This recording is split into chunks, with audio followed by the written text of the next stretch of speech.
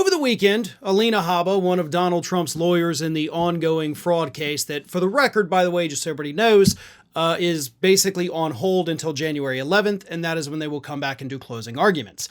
Trump also, for the record, has another trial starting 4 days after that, but that's a story for another day. So anyway, Alina Habba, this past weekend, shows up and she speaks at this Turning Point Action Conference, whatever stupid conservative thing of the week it is, where she brought up the fact that the media is not reporting on the fact that she is apparently really bad at her job. Now, that's a weird thing to admit, right? But let me show you the clip. Here's Alina Habba literally complaining about the media not talking about one of her biggest failures. Here she is. That got assigned to a Clinton-appointed judge. And what do you think happened? Nobody's heard of the case, right? It's because it's gone. I never met the judge. I never walked into the courtroom. There were probably 50 lawyers representing all of the radical left. Clinton's lawyers, Mook's lawyers, and the list goes on and on and on. 1 month. It got dismissed, and me and President Trump got sanctioned $1 million for going against crooked Hillary. You didn't know that, did you? Fake news, folks. Fake news. They won't report it. But guess what? We paid that million, and we're going to keep on fighting.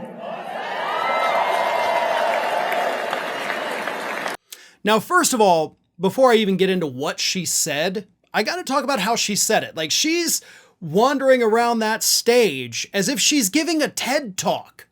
Like, that's not a speech. Like, I don't know what the hell you're doing, but you can stand behind the podium without, like, having to travel all around it. Like, those are just unnecessary steps.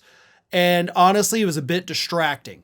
But more importantly, she's mad that the media is not talking about the fact that her and Donald Trump got sanctioned for $1 million and their lawsuit got laughed out of court. But by God, they're fighting. And the fake news won't tell you about that. The fake news will not tell you about all of Alina Habba's failures. Now, I don't know, because, you know, I look at things from a logical perspective, right? Anytime one of these conservatives gives a speech, you can try to follow the train of thought and figure out why they're saying what they're saying. But there is no logic in Alina Habba being mad that the media allegedly didn't report on her getting her ass handed to her by the court system, which is also funny because we totally did. Like, that was a major national story that pretty much everybody covered. So you're lying about the media not covering it, and you're also whining that it didn't get enough coverage so that people could know how bad you are as a lawyer? Somebody make it make sense, because it truly makes no sense. The lawsuit, of course, is the one that she brought against Hillary Clinton, the DNC, alleging all of this horrible stuff that happened during the campaign, basically being mad that Hillary Clinton said mean things about Trump during the campaign. And if that becomes illegal, then pretty much all political ads in this country are going to be illegal forever, which may not be a bad thing.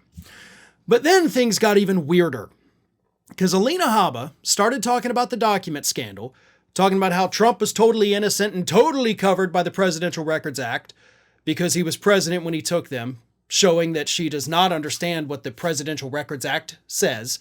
But then she said Biden is not covered by it because he took documents when he was vice president.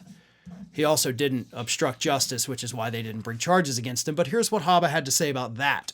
She said, they've got 1 year, and then we're going to be looking at them deep and hard. Okay.